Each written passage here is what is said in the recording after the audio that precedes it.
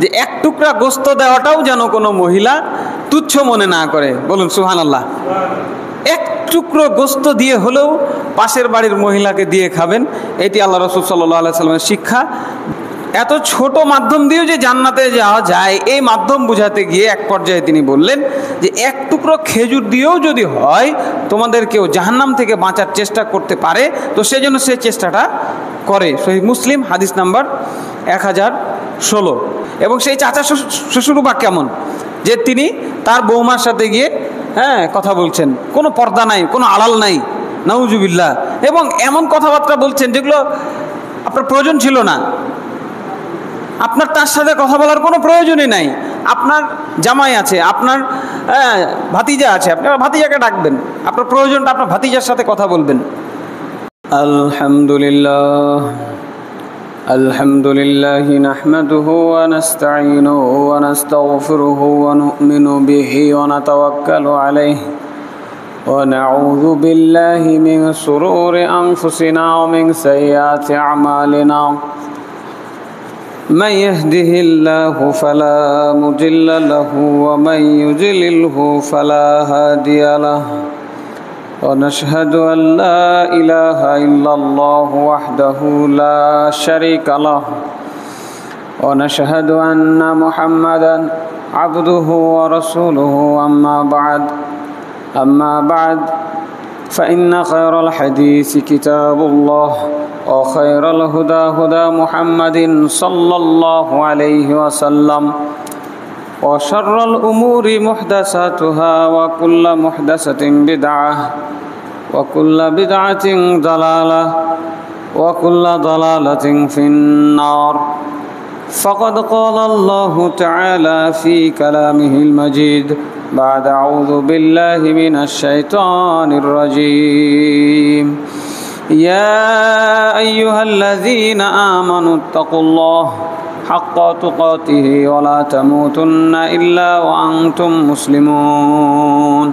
يا أيها الناس اتقوا ربكم الذي خلقكم من نفس واحدة وخلق منها زوجها وبث منهما رجالا كثيرا ونساء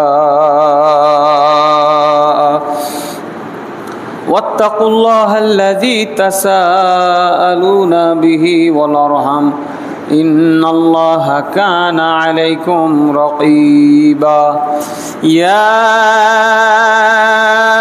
أيها الذين آمنوا اتقوا الله وقولوا قولا سديدا يصلح لكم أعمالكم ويغفر لكم ذنوبكم ومن يطع الله ورسوله فقد فاز فوزا عظيما. وقال تعالى أعوذ بالله من الشيطان الرجيم بسم الله الرحمن الرحيم. قاف والقرآن المجيد بل عجبوا أن جاءهم منذر منهم فقال الكافرون هذا شيء عجيب أإذا متنا وكنا ترابا ذلك رجع بعيد قد علمنا ما تنقص الأرض منهم وعندنا كتاب حفيظ بل كذبوا بالحق لما جاءهم فهم في أمر مريج أفلم ينظروا إلى السماء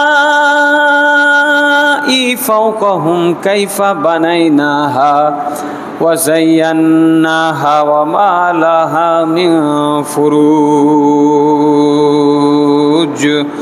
والأرض مددناها وألقينا فيها رواسي وأنبتنا فيها من كل زوج بهيج تبصرة وذكرى لكل عبد منيب. وقال تعالى: وبشر الذين آمنوا وعملوا الصالحات أن لهم جنات تجري من تحتها الأنهار كلما رزقوا منها من ثمرة رزقا قالوا هذا الذي رزقنا من قبل وأتوا به متشابها ولهم فيها أزواج مطهرة وهم فيها خالدون. সূরা বাকারা আয়াত 25। وعن أبي ذر رضي الله عنه أن رسول الله صلى الله عليه وسلم قال: لا تحقرن من المعروف شيئا ولو أن تلقى أخاك بوجه طلق. যাবতীয় গুণগান আল্লাহ তাআলার জন্যে, যাবতীয় দুরূদ ও সালাম বর্ষিত হোক তার প্রিয় নবী মুহাম্মদ রাসূলুল্লাহ সাল্লাল্লাহু আলাইহি ওয়াসাল্লামের জন্যে। গত জুমায় আমরা জান্নাতে যাবার কতিপয় আমল নিয়ে আলোচনা করেছি, কিভাবে আমরা সহজে জান্নাতে যেতে পারবো। পবিত্র কোরআন থেকে এবং রাসূল সাল্লাল্লাহু আলাইহি ওয়াসাল্লামের বাণী থেকে কিছু উদ্ধৃতি আপনাদেরকে আমি শুনিয়েছিলাম, যেখানে সবথেকে গুরুত্বপূর্ণ একটি পয়েন্ট আমি বলেছিলাম যে কোনো মানুষ যদি নেক আমলের ইচ্ছা করে, নিয়াত করে, কিন্তু কোনো ওজরের কারণে যদি সে কাজটা করতে নাও পারে, তাও আল্লাহ রাব্বুল আলামিন তার আমল নামায় সেই নেকিটি লিখে দেন এবং এর বদলা আল্লাহ রাব্বুল আলামিন তাকে আখিরাতে দিবেন। বলুন আলহামদুলিল্লাহ। আর জান্নাতে যাওয়ার জন্য অনেকগুলো ছোট ছোট আমল শিখেছিলাম আমরা। কোনো আমলকে ছোট মনে না করতে শিখেছিলাম। বালতির তলানিতে থাকা অল্প একটু পানি দিয়ে হলেও অন্য ভাইয়ের সেবা করার মাধ্যমে জান্নাত যাওয়ার কথা আমরা শিখেছি।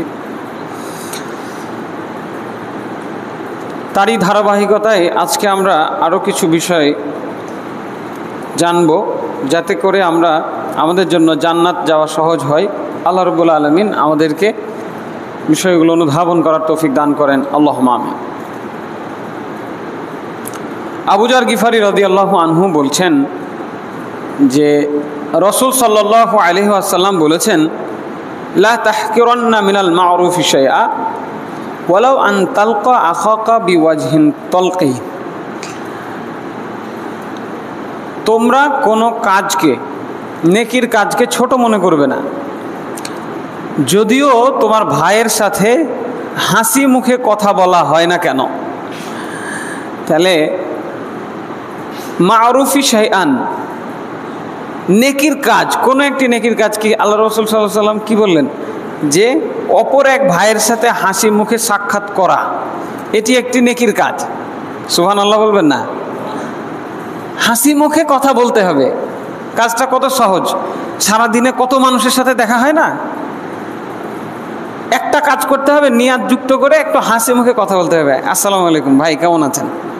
বাড়িতে সবাই কেমন আছে? একটু হাসি মুখে কথা বললাম, সাক্ষাৎ করলাম, শেষ।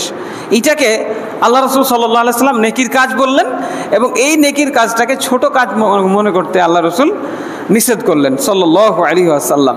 সহিহ মুসলিম হাদিস নাম্বার 2626।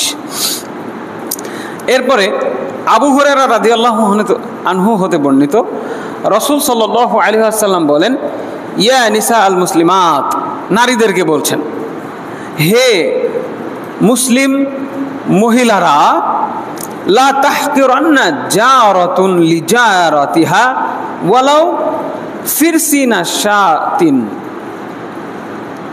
কোনো প্রতিবেশী যেন তার প্রতিবেশীকে, কোনো প্রতিবেশী মহিলা যেন তার কোনো প্রতিবেশী মহিলাকে উপেক্ষা না করে, কোনো মহিলা যেন তার পাশের বাড়ির কোনো মহিলাকে তার বকরির অল্প এক টুকরা গোস্ত দিয়ে দেওয়াটা তুচ্ছ মনে না করে। এখন আপনি নিজেই তো গরিব মানুষ, খুব অল্প রান্না করেছেন, পাশের বাড়িতে দিবেন, এখন এক বাটি ভর্তি করে না দিলে কেমন লাগে, আছে না? আমাদের এটা একটা সামাজিকতা আছে, এত অল্প দিলে কেমন করে হয়। আর আপনি এক বাটি যদি ওকে দিয়ে দেন, আপনার এতগুলো পরিবারের সদস্য আছে যে আপনার তখন নিজেরই কুলাবে না। কথা বুঝলেন? এরকম হয় কিন্তু। তো এখন আল্লাহ রাসূল সাল্লাল্লাহু আলাইহি ওয়াসাল্লাম একটা সমাধান দিলেন যে এক টুকরা গোস্ত দেওয়াটাও যেন কোনো মহিলা তুচ্ছ মনে না করে। বলুন সুবহানাল্লাহ। এক টুকরো গোস্ত দিয়ে হলেও পাশের বাড়ির মহিলাকে দিয়ে খাবেন, এটি আল্লাহ রাসূল সাল্লাল্লাহু আলাইহি ওয়াসাল্লামের শিক্ষা। বুখারী হাদিস নাম্বার 2566, বুখারীর হাদিস, মানে বুঝতে পারছেন বিশুদ্ধতার মানদণ্ডে বুখারী এবং মুসলিম এই দুটি গ্রন্থ সব থেকে উপরে। পবিত্র কোরআনের পরে সারা বিশ্বের সকল মুহাদ্দিসগণ একমত যে পবিত্র কোরআনের পরে সব থেকে বিশুদ্ধ গ্রন্থ, হাদিস গ্রন্থ হচ্ছে সহিহ বুখারী এবং সহিহ মুসলিম। সেখানে হাদিসটি বর্ণিত হয়েছে। এরপরে আদি বিন হাতেম রাদিয়াল্লাহু আনহু তে বর্ণিত, রাসূল সাল্লাল্লাহু আলাইহি ওয়াসাল্লাম বলেন, মান ইসতাতা মিনকুম আই ইয়াস্তাতিরা মিনান নার ওয়ালাউ বিশিক্কি তামারাতিন ফালিয়াফআল। তোমাদের কেউ যদি এক টুকরা খেজুর দিয়ে জাহান্নাম থেকে বাঁচার সক্ষমতা রাখে, সেজন্য সেটি করে। এক টুকরা খেজুর, এটা কতটুকু? একেবারে অল্প একটি জিনিস।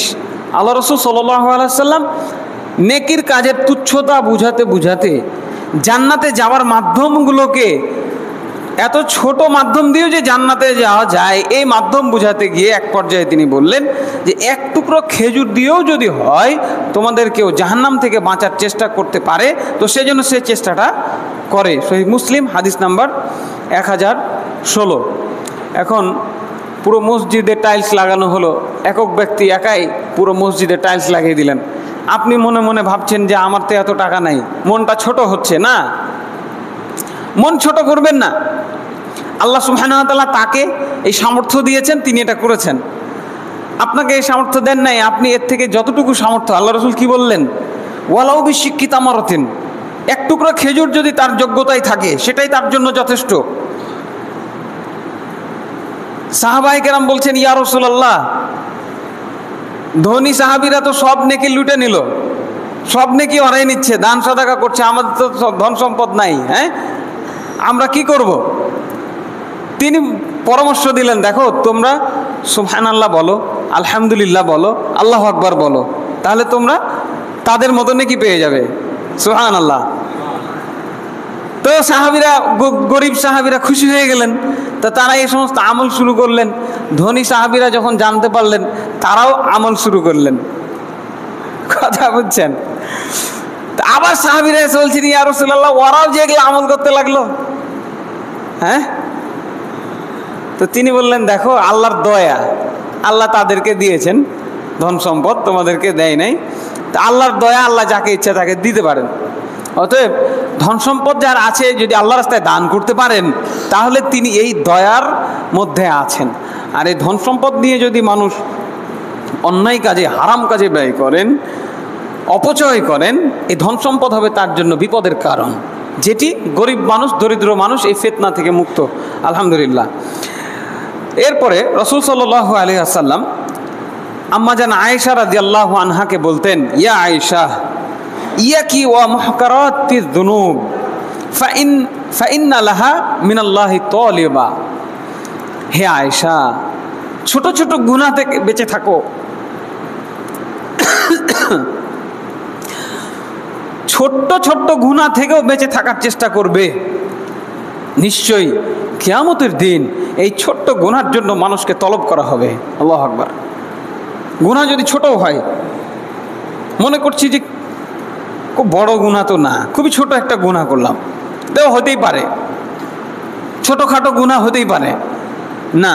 আল্লাহ রাসূল সাল্লাল্লাহু আলাইহি ওয়াসাল্লাম পরামর্শ দিয়েছেন তার স্ত্রী আয়েশা রাদিয়াল্লাহু আনহাকে যে তুমি ছোট্ট ছোট্ট পাপ থেকেও বেঁচে থাকার জন্য চেষ্টা করবে, কারণ বিচারের মাঠে এই ছোট ছোট পাপের ব্যাপারেও আল্লাহ তাআলা কৈফিয়ত করবেন। ইবনে মাজাহ হাদিস নাম্বার 4243। এরপরে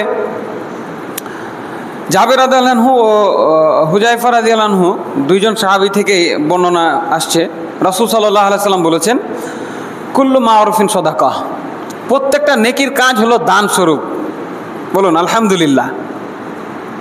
আমার টাকা নাই, আমি দান করতে পারছি না, তাহলে কি করব? সুবহানাল্লাহ, আলহামদুলিল্লাহ, আল্লাহু আকবার বলবো। এটা একটা হাদিস থেকে শিখলাম। আরেকটা হাদিসে কি শিখলাম? সহিহ বুখারী 6021 নম্বর হাদিস, যে কুল্লু মারুফিন সাদাকা, প্রত্যেকটা নেকির কাজ হলো দানের মতো। আপনার টাকা নাই, আপনি দান করতে পারছেন না, নেকির কাজ করবেন। যত রকমের নেকির কাজ এই পৃথিবীতে আছে, যত রকমের ভালো কাজ মানুষ করতে পারে, সকল ভালো কাজের বিনিময়ে আল্লাহ রাব্বুল আলামিন আমাদের আমল নামায় একটি করে সাদাকার নেকি লিখে দিবেন। বলুন আলহামদুলিল্লাহ।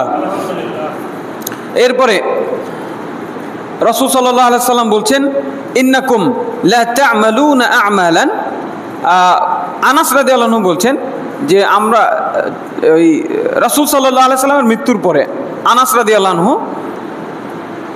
অন্যান্য তাবেঈদেরকে, সাহাবীদেরকে লক্ষ্য করে বলছেন, বা যারা আল্লাহ রাসূল সাল্লাল্লাহু আলাইহি সাল্লামের সাক্ষাৎ পায় নাই তাদেরকে বলছেন যে ইন্নাকুম লা তা'মালুনা আমালান হিয়া আদাক্কু ফি আমালিকুম মিন শা'রিন।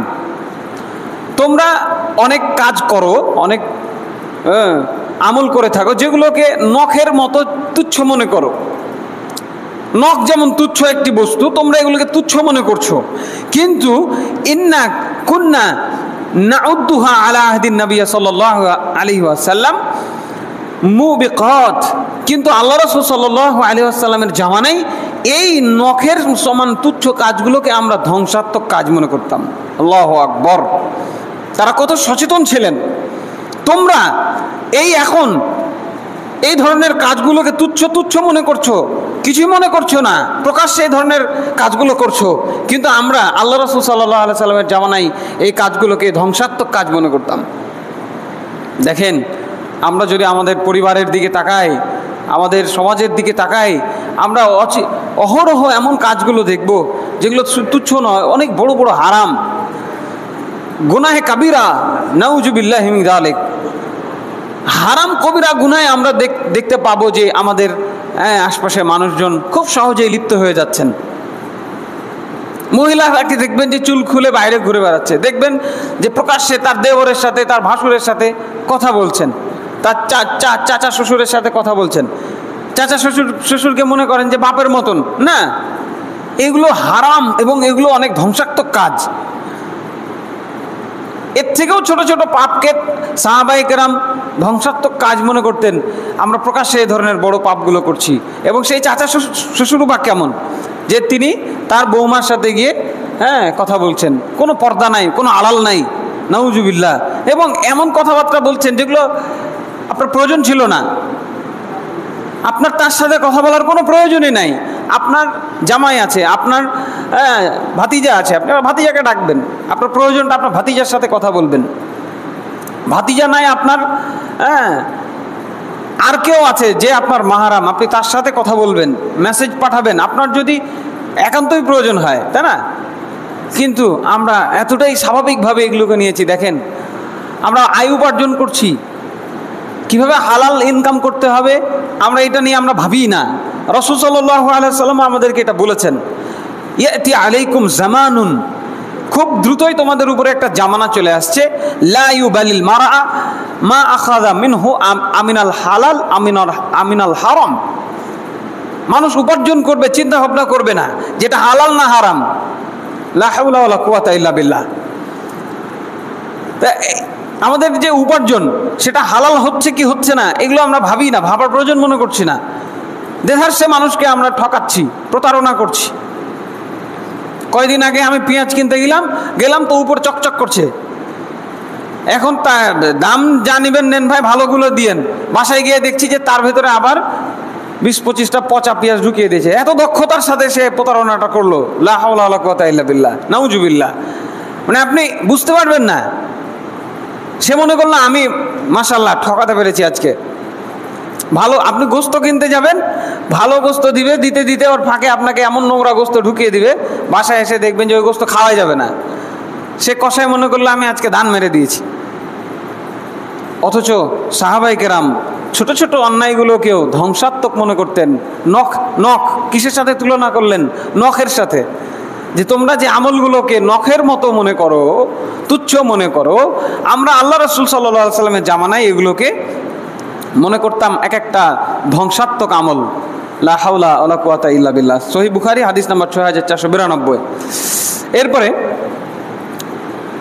আদি বিন হাতেম রাদিয়াল্লাহু আনহু হতে বর্ণিত, রাসূল সাল্লাল্লাহু আলাইহি সাল্লাম বলেছেন, মা মিনকুম আহাদিন ইল্লা সায়ুকাল্লিমুহু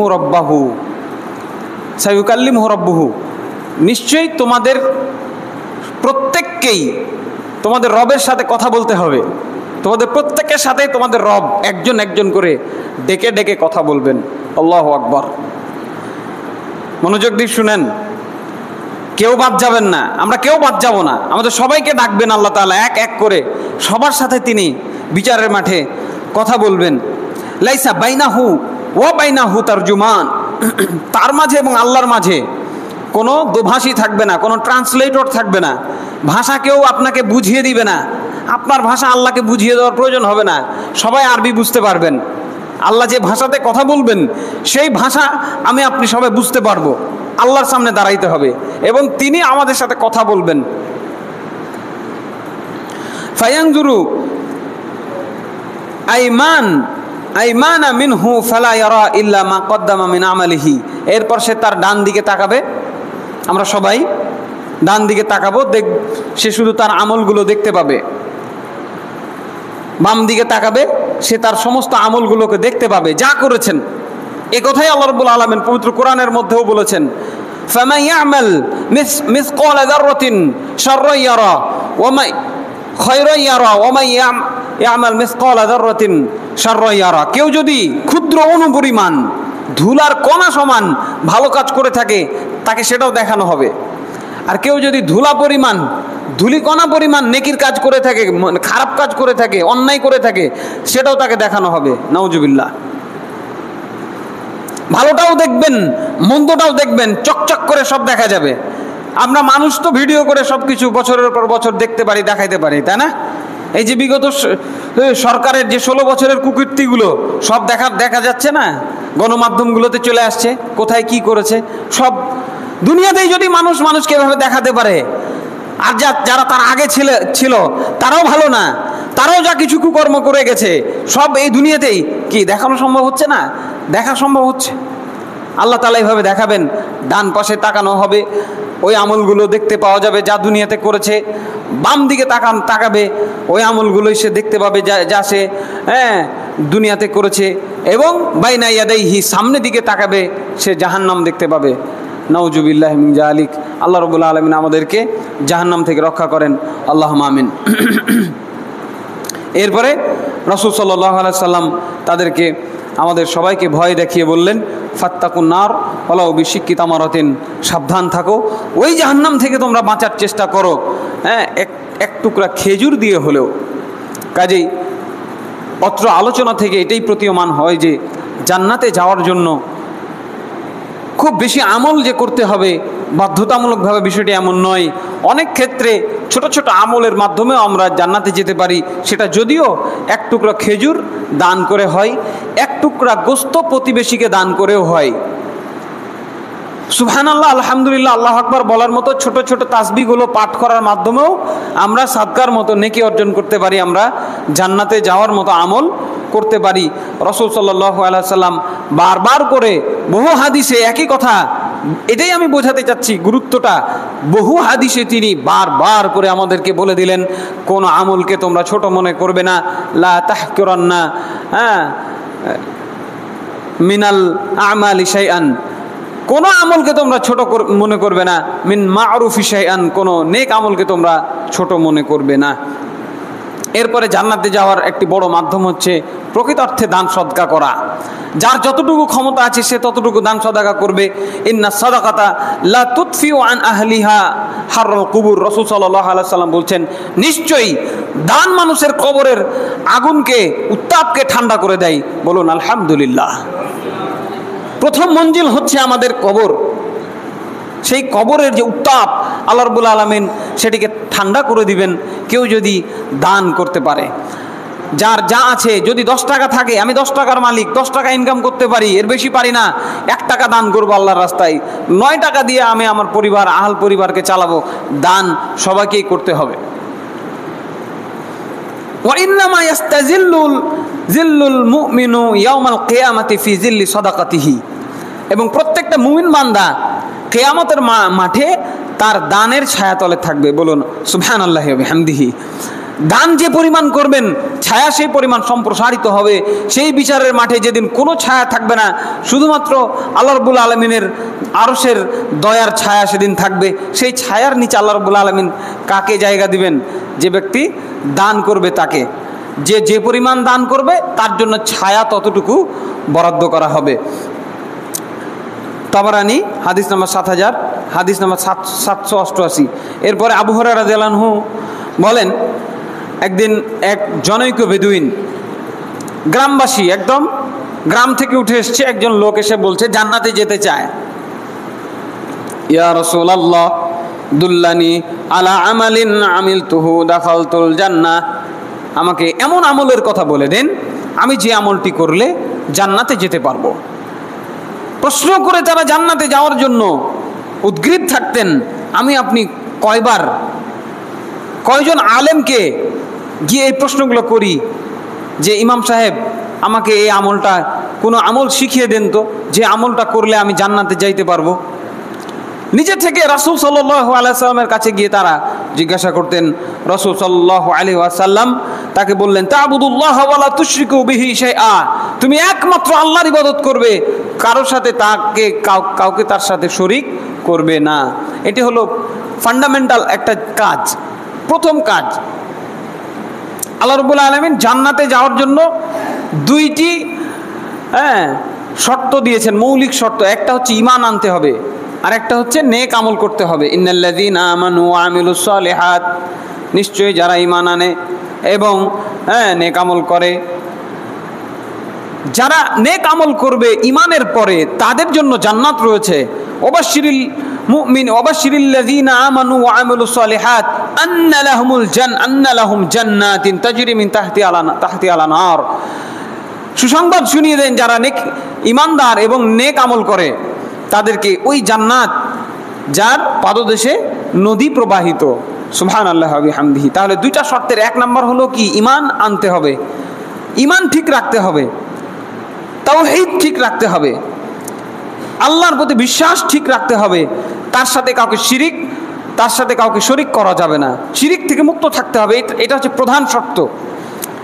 যত আমল শিখলাম, ছোট হোক আর বড় হোক, এতগুলো আমল করলাম, কিন্তু যদি আমার তাওহীদ ঠিক না থাকে তাহলে আমার সব আমলগুলো নষ্ট হয়ে যাবে। তাওহীদবিহীন, বিশুদ্ধ তাওহীদবিহীন আমল, নেক আমল ওই রকম সারা রাত ধরে আপনি তাহাজ্জুদের নামাজ পড়লেন কিন্তু ওযু করলেন না, কথা বুঝলেন? নাকি হবে? সারা রাত তাহাজ্জুদ পড়েছেন কিন্তু ওযুই করেননি। ওযু ছাড়া যেমন নামাজ হয় না, তেমনিভাবে আমাদের যদি তাওহীদ ঠিক না থাকে তাহলে আমাদের কোনো ইবাদতই কবুল হবে না। তাওহীদ বুঝতে হবে। তাওহীদের কিছু প্রকার আছে, তাওহীদের রুবুবিয়া আছে। আমরা সবাই তাওহীদের রুবুবিয়ার সাথে একমত। আমরা যতজন আছে সবাইকে এক বাক্যে যদি জিজ্ঞাসা করা হয় আমাদের কে খাওয়ায়, সবাই বলবে আল্লাহ, বলবে না? এই হলো তাওহীদের রুবুবিয়াত। তাওহীদে উলুহিয়াত বুঝতে হবে। তাওহীদে উলুহিয়াত হচ্ছে ইবাদতের একমাত্র হকদার হচ্ছেন আল্লাহ তাআলা। আমরা সংক্ষিপ্ত আকারে এই বিষয়গুলো বিভিন্ন আলোচনার মধ্যে একটু করে বুঝেছি আলহামদুলিল্লাহ। আমরা কোনো এক সময় সুযোগ করে ঈমানের এই বিষয়গুলো নিয়ে বিস্তারিত আলোচনা করবো ইনশাআল্লাহ, প্রয়োজন আছে। ঈমান যদি ঠিক না হয় তাহলে নেক আমলগুলোর কোনো মূল্য আল্লাহর কাছে নাই। তাই প্রথমে তিনি কি বললেন? প্রথম শর্ত তা'বুদুল্লাহ ওয়া লা তুশরিকু বিহি শাইআ, আল্লাহর ইবাদত করবে, তার সাথে কাউকে শরীক করবে না। ওয়া তুকিমাস সালাতাল মাকতুবা ওয়া তু'তিয়াজ যাকাতাল মাফরুদা ওয়া তাসুমা রমাদান। ইসলামের মৌলিক আমলগুলো তিনি এক এক করে বলে দিলেন। তুমি ফরজ সালাতগুলো ঠিকমতো আদায় করবে এবং তোমার উপরে যে যাকাত ফরজ থাকে, যে যাকাত ফরজ রয়েছে সেই যাকাত তুমি আদায় করে দিবে। কড়াই গন্ডায় হিসাব করে 1 লাখ টাকাতে 2,500 টাকা ওইটা মানুষের টাকা, মানুষকে দিয়ে দিতে হবে। কথা বুঝেননি? আল্লাহ তাআলা আপনাকে খাবার দিয়েছেন, বাড়ি দিয়েছেন, পোশাক দিয়েছেন, আপনার সুন্দর একটা ব্যবসা আছে, আপনার সুন্দর একটা চাকরি আছে, ঋণ নাই, আলহামদুলিল্লাহ বলেন। আর কি চাই আপনার? একটা বছর আপনি এভাবে পার করেছেন, এরপরে আপনার কাছে 5-7 লাখ টাকা আছে, আপনি ওইখান থেকে বের করে জনগণের টাকাটা দিতে পারবেন না? ওটা আপনার হাতে ভারী হয়ে গেল হয়তো। কেন? জাকাত টাইম টু টাইম, বছরে একবার হিসাব করে দিয়ে দিতে হবে। এইটা হলো প্রত্যেক মুমিনের জন্য জরুরি। এরপরে বছরে একটা মাস সিয়াম রাখতে বললেন। এরপরে কি বললেন? তখন পর্যন্ত হজ কিন্তু ফরজ হয়নি, হজের কথা এই হাদিসে আসে নাই। ওই সাহাবী তখন বলছেন, ওয়াল্লাযী নাফসি বিয়াদিহি লা আযীদু আলা হাদা ওয়ালা আনকুসু মিনহু, আল্লাহর কসম, ওই আল্লাহর কসম যার হাতে আমার প্রাণ রয়েছে, আমি এক চুল বাড়াবো না, এক চুল কমাবো না, যা বললেন আমি তাই করব। রাসূল সাল্লাল্লাহু আলাইহি ওয়াসাল্লাম দ্ব্যর্থহীন ভাষায় বলে দিলেন, মান শাররাহু আয়ানজুর ইলা রাজুলিন মিন আহলিল জান্নাহ ফালয়ানজুর ইলা হাযা, তোমাদের কেউ যদি জান্নাতি মানুষ দেখে খুশি হতে চাও, এই মানুষটাকে দেখে নাও। বলুন সুবহানাল্লাহ। দুনিয়াতে তাকে জান্নাতের সার্টিফিকেট দেওয়া হলো। আমলগুলো বুঝলেন কি কি আমল করতে হবে, এবং বাড়াবও না কমাবও না। একজন মুমিন, প্রকৃত মুমিন, জান্নাত পিয়াসী মুমিন হলে সে যদি জান্নাতে যাওয়ার আশা রাখে, তাহলে সে এই বৈশিষ্ট্য তার মধ্যে ধারণ করবে। আল্লাহ এবং আল্লাহ রসুল যা বলেছেন, কোরআন হাদিসে যা আছে, বাড়াবও না কমাবও না। বুখারী হাদিস নম্বর 46, মুসলিম হাদিস নম্বর 11।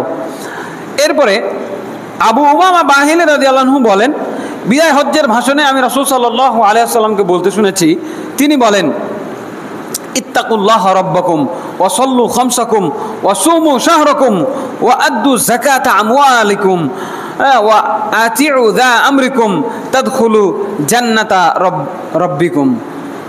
তোমরা আল্লাহকে, তোমাদের রব আল্লাহকে ভয় করবে এবং 5 ওয়াক্ত সালাত আদায় করবে, বছরে 1 মাস সিয়াম পালন করবে, তোমাদের সম্পদের যাকাত দিবে এবং তোমাদের আমিরের আনুগত্য করবে, তাহলে তোমরা তোমাদের রবের জান্নাতে প্রবেশ করতে পারবে। বলুন সুবহানাল্লাহ।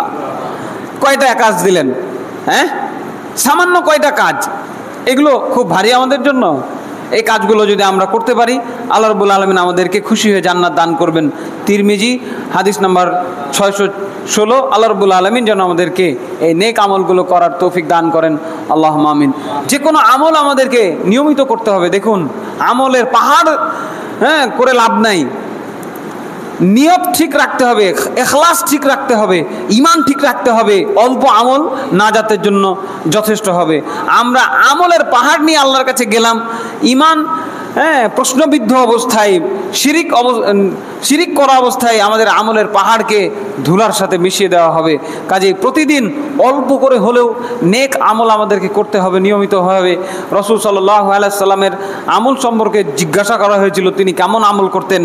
তো তার স্ত্রী বলছেন যে কানা আমালহু দিমাতান, তার আমলগুলো ছিল স্থায়ী, যেটা করতেন নিয়মিতভাবে করতেন। হুটহাট 2-4 দিন 5 দিন করলাম তারপর ছেড়ে দিলাম, তাহলে হবে না। এখানে যে আমলের লিস্টগুলো আমরা দেখলাম, আমরা এই আমলগুলো নিয়মিত করার চেষ্টা করব। জান্নাত সংক্রান্ত আরও কতিপয় বিষয় রয়েছে। আল্লাহ রাব্বুল আলামিন জান্নাতের অধিবাসীদের সম্পর্কে বলছেন, ওয়াবাশশিরিল্লাযীনা আমানু ওয়া আমিলুস সালিহাত আন্না লাহুম জান্নাতিন তাজরি মিন তাহতিহাল আনহার। তাদেরকে সুসংবাদ শুনিয়ে দেন, যারা ঈমান আনে, নেক আমল করে, তাদের জন্য জান্নাত রয়েছে, যার পাদদেশে নদীসমূহ প্রবাহিত। কুল্লামা রুজিকু মিনহা মিন সামারাতিন রিজকান ক্বালু হাযাল্লাযী রুজিকনা মিন ক্বাবল। যখনই তাদেরকে কোনো কিছু জান্নাতে খেতে দেওয়া হবে, তারা বলবে, হাই, এত সুন্দর সুন্দর খাবারগুলো তো আমাদের দুনিয়াতেও দেওয়া হতো। দুনিয়ার খাবার যেমন দুনিয়াতে রয়েছে, এই একই ধরনের খাবারই আল্লাহ রাব্বুল আলামিন জান্নাতে আমাদের জন্য প্রস্তুত করে রেখেছেন, এবং সেই খাবারগুলো হবে অতি উন্নত মানের। দুনিয়াতে হয়তো অনেক খাবার আছে যেগুলো আমরা চোখের সামনে দেখি, খেতে পাই না। সব খাবারই আল্লাহ তাআলা আমাদের জন্য আখিরাতে বরাদ্দ রেখেছেন। আমরা যদি নেক আমল করে যেতে পারি, আমরা যদি ঈমান নিয়ে মরতে পারি, আল্লাহ রাব্বুল আলামিন আমাদেরকে সেগুলো দিবেন। ওয়া উতুবিহি মুতাশাবিহাত, সেগুলোর একটা স্পেশাল বৈশিষ্ট্য আছে যে আপনি যখন খাবেন তখন তার স্বাদ পরিবর্তন হবে। সুবহানাল্লাহ বলবেন না? একটা আপেল আপনি খেলেন, খাওয়ার পরে কি হবে, তারপরে আবার আরেকটা আপেল খাবেন, তার টেস্ট চেঞ্জ হয়ে যাবে। সুবহানাল্লাহ। আপনি একটা পাখির গোস্ত খাবেন, আর একটু পরে আর একটা পাখির গোস্ত খাবেন, দুইটার স্বাদ দুই রকম। আর পৃথিবীতে একই জিনিস বারবার খাইতে খাইতে আর কি হয়, আর ভাল লাগে না, হয় না? সেখানে এরকম হবে না। হ্যাঁ, ওয়ালাহুম ফিহা আজওয়াজুম মুতাহহারা, সেখানে থাকবে আমাদের জন্য কি? পবিত্র জীবন সঙ্গিনী। বলুন আলহামদুলিল্লাহ।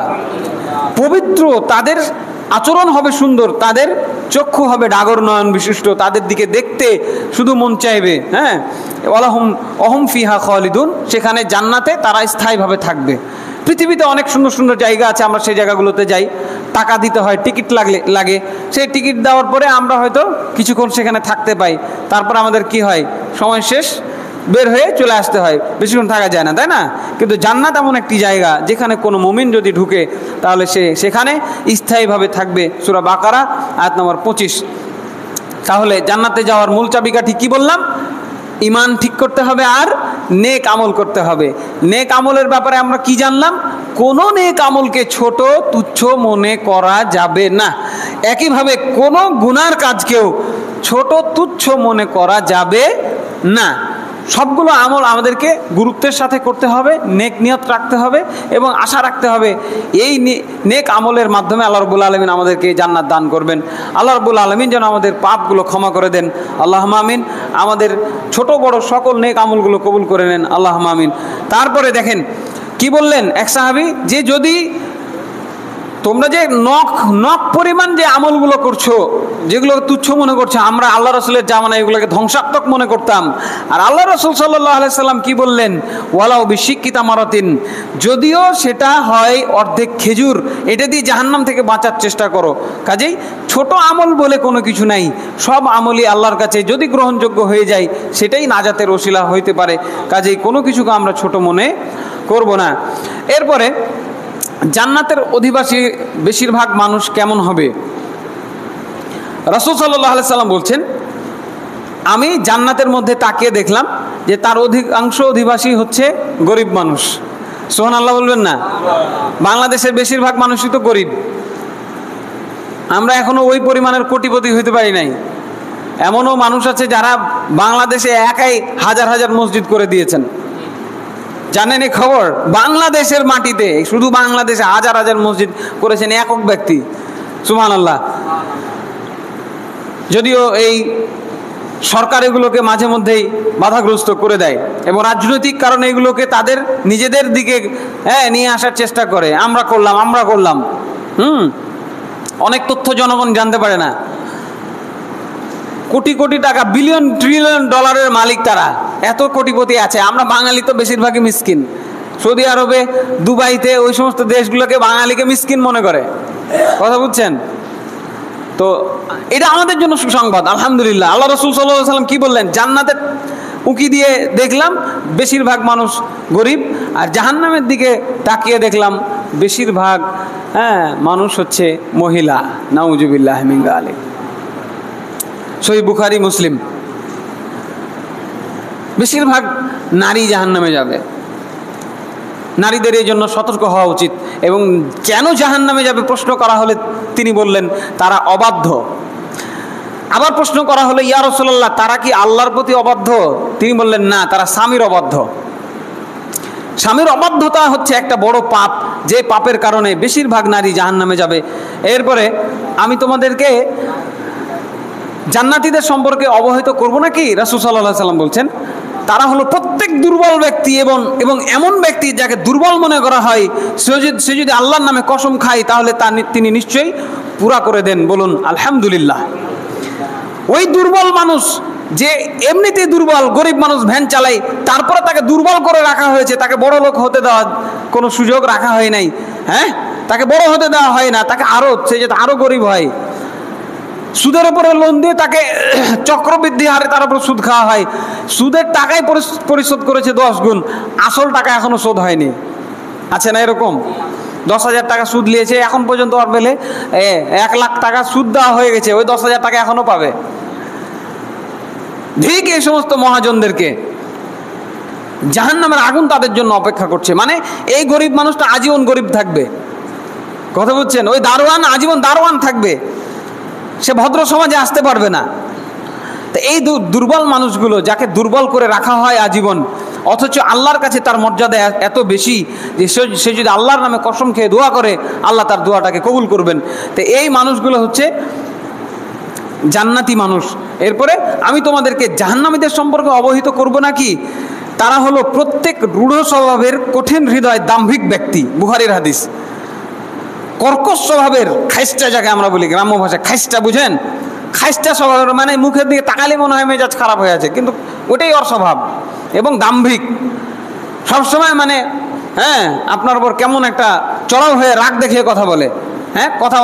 কথা কখনো নরম হয় না, মুখে হাসি থাকে না। এই ধরনের মানুষগুলো কোথায় যাবে? জাহান্নামে যাবে। এরপরে একদিন জান্নাত ও জাহান্নামের ব্যাপারে বিবাদ হলো।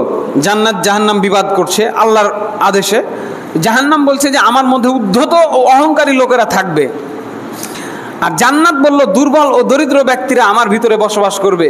তারপর আল্লাহ তাআলা তাদের মধ্যে ফয়সালা করলেন যে তুমি জান্নাত আমার রহমত, তোমার দ্বারা আমি যার প্রতি ইচ্ছা অনুগ্রহ করব, এবং তুমি জাহান্নাম আমার শাস্তি, তোমার দ্বারা আমি যাকে ইচ্ছা শাস্তি দিব।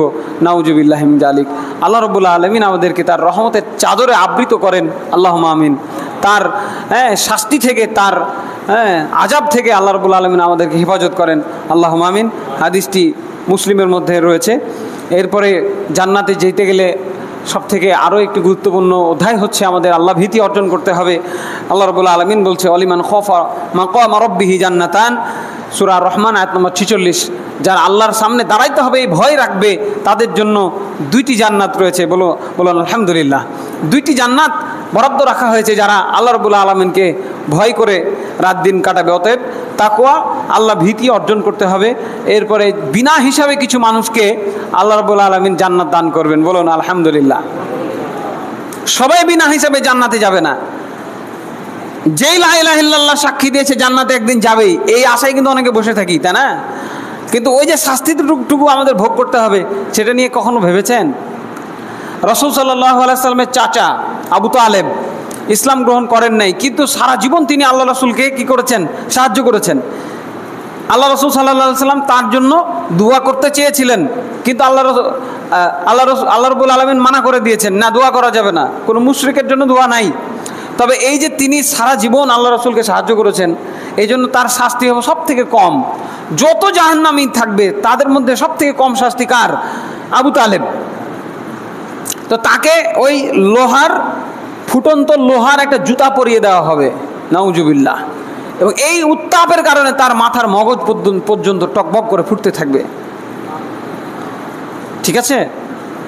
এই সামান্য শাস্তিটুকু আমরা সবাই তো নিতে পারবো, তাই না? নিতে পারবো না? এতটুকু নিতে তো পারবোই নাকি? না, আমরা এতটুকু নেওয়ার ক্ষমতাও রাখি না। আল্লাহ রাব্বুল আলামিন যেন আমাদেরকে বিনা হিসেবে জান্নাতীদের কাতারভুক্ত করে নেন, আল্লাহুম্মা আমিন। তো রাসূল সাল্লাল্লাহু আলাইহি সাল্লাম বলছেন যে জান্নাতে প্রথম প্রবেশকারী দলটির আকৃতি পূর্ণিমা রাতের চাঁদের মতো হবে, অথবা তাদের পরবর্তী দলটি আকাশের সবচেয়ে উজ্জ্বল নক্ষত্রের ন্যায়। বলুন আলহামদুলিল্লাহ। চাঁদের মতো মুখখানা নিয়ে যাতে আমরা আল্লাহর নূর নিয়ে যাতে জান্নাতে যাইতে পারি, সেজন্য আমাদের সচেষ্ট থাকতে হবে, বেশি বেশি ইস্তেগফার করতে হবে। এরপরে তিনি আরও অনেকগুলো বৈশিষ্ট্য বলেছেন। সেখানে তারা পেশাব করবে না, সেখানে তাদের ঘামের সুগন্ধি হবে কস্তুরীর মতো, সেখানে পায়খানার প্রয়োজন হবে না। কি মনে লোভ লাগছে না?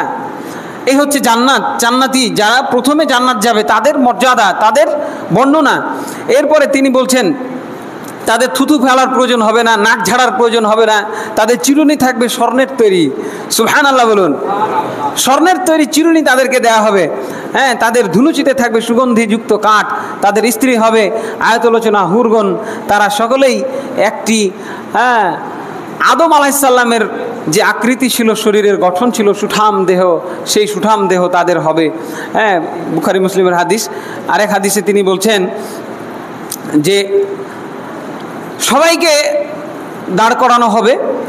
তো কোন নবী সাল্লাল্লাহু আলাইহি সাল্লাম থাকবে যাদের সাথে 3 থেকে 7 জন করে অনুসারী আছে, আর কিছু নবী থাকবে যাদের একটাও অনুসারী থাকবে না। এরপর হঠাৎ দেখবো এক বিশাল বাহিনী, আমি মনে করবো আমার উম্মত মনে হয়, তো বলা হবে না, এরা আপনার উম্মত না, এরা হলো মূসা আলাইহিস সালামের উম্মত। এরপরে আরও কিছু বিশাল সংখ্যক অনুসারী নিয়ে আসা হবে। এরপর বলা হবে যে এরা হলো আপনার সাহাবী, এরা হলো আপনার অনুসারী। বলুন আলহামদুলিল্লাহ। উম্মতে মুহাম্মাদি হবে জান্নাতের মধ্যে সব থেকে বেশি অনুসারী। বলুন আলহামদুলিল্লাহ। তারপরে তিনি বললেন তাদের মধ্যে 70,000 এমন লোক থাকবে যারা বিনা হিসাবে জান্নাতে যাবে। 70,000 লোককে আল্লাহ রাব্বুল আলামিন বিনা হিসাবে জান্নাতে দিয়ে দিবেন। এবং অন্য এক বর্ণনায় আসছে যে সেই 70,000-এর সাথে আরও 70,000 করে, অন্য এক বর্ণনায় আসছে সেই 70,000-এর সাথে আরও 70,000 করে, প্রায় 400 কোটির উপরে। ঠিক আছে। তা আল্লাহ রাসূল সাল্লাল্লাহু আলাইহি সাল্লামের এই বিষয়টা যখন তিনি চলে গেলেন, হ্যাঁ, তখন সাহাবীরা এইগুলো নিয়ে মানে শুরু করলেন, কারা হতে পারে এই জান্নাতি, বাকবিতণ্ডা করতে লাগলেন। তা আল্লাহ রাসূল সাল্লাল্লাহু আলাইহি সাল্লাম তাদের মধ্যে এসে বলছেন, তোমরা কি ব্যাপারে আলোচনা করছো? হ্যাঁ, তারা ব্যাপারটা যখন খুলে বললেন তখন তিনি তাদের বৈশিষ্ট্যগুলো বলে দিলেন। ওরা হলো তারা যারা জীবনে কোনো দিন নিজেও ঝাড়ফুঁক করেনি, কারো কাছে ঝাড়ফুঁক করতেও যায়নি, নিজেও ঝাড়ফুঁক করেনি কারোর জন্য, এবং ঝাড়ফুঁক কারো কাছে গিয়ে বলেনি যে আমাকে একটু ঝাড়ফুঁক করে দেন। তার মানে কি, তখনকার যুগে রুকিয়া ছিল, এইরকম চিকিৎসা ব্যবস্থা তখন ছিল না। তো অসুখ বিসুখ হলে চিকিৎসা নেওয়া জায়েজ, এটি আল্লাহ রাব্বুল আলামিনের পক্ষ থেকে জায়েজ। আল্লাহ রসুল তিনি নিজের চিকিৎসা করেছেন, নিজে ঝাড়ফুঁক করেছেন, নিজে ঝাড়ফুঁক করিয়েছেন। কিন্তু ওই যে 70,000 লোক বিনা হিসাবে জান্নাতে যাবে, তারা স্পেশাল বান্দা, তাদের ঈমান এত উঁচু মানের যে তাদের অসুখ বিসুখ হলে তারা শুধু আল্লাহর উপরেই নির্ভর করতো। বলুন সুবহানাল্লাহ। জীবনে কোনোদিন তারা কোনো ডাক্তারের কাছে যায়নি, যা হবে হোক আমি আল্লাহর উপর ভরসা রাখবো, আল্লাহ অসুখ বিসুখ দিয়েছে, আল্লাহ ভালো করবে, এটা তাদের 1 নম্বর বৈশিষ্ট্য। তারপরে কোনো জিনিসকে তারা অশুভ অলক্ষণা মনে করে নেই। সময় শেষ হয়ে গেল, নাহলে আর একটু বিস্তারিত বলা যেত। আমাদের মা বোনদের ভেতরে এই অসুখটা আছে বেশি করে। হ্যাঁ, হাত থেকে কি পড়ে গেল, আজকে বাড়িতে মনে হয় কুটুম আসতে পারে, বলে কি বলে না, বাড়ি থেকে বাড়াচ্ছিলাম, সামনের দিক দিয়ে একটা বিড়াল দৌড় দিল, সে যে আর যাওয়া যাবে না।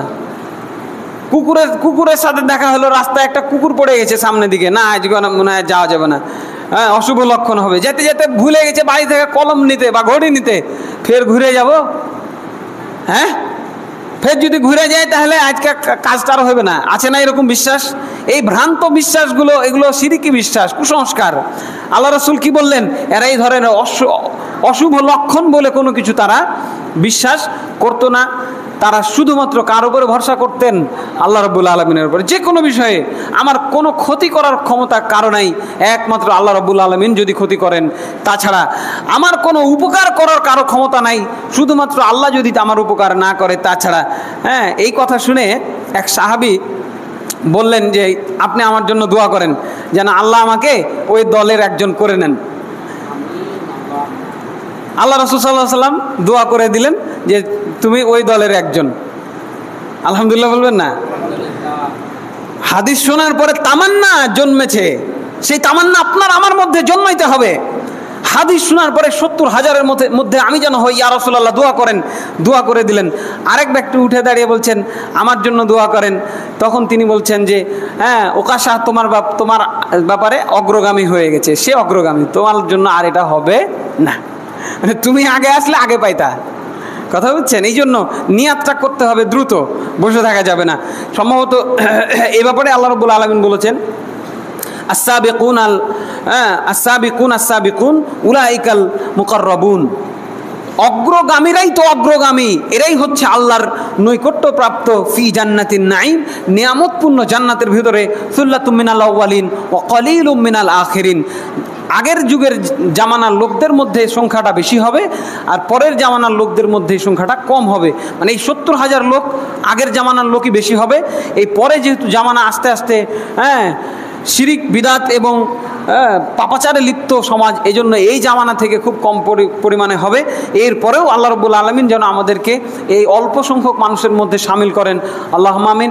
তিনি যেন আমাদেরকে জান্নাতের তামান্না নিয়ে জীবনের প্রতিটি পদক্ষেপ ফেলার তৌফিক দান করেন, আল্লাহুম্মা আমিন। যেই জান্নাতের প্রশস্ততা আসমান জমিন পরিব্যাপ্ত, সুবহানাল্লাহি ওয়া বিহামদিহি। আল্লাহ রাব্বুল আলামিন আমাদের জীবনের যাবতীয় গুনাহ খাতাগুলোকে মাফ করে দিয়ে আমাদেরকে জান্নাতীদের কাতারভুক্ত করেন, আল্লাহুম্মা আমিন। ওয়া আকুলু কাওলি হাযা ওয়া আস্তাগফিরুল্লাহ লি ওয়া লাকুম ওয়া লিসাইরিল মুসলিমিন ফাস্তাগফিরুহু ইন্নাহু গফুরুর রহিম।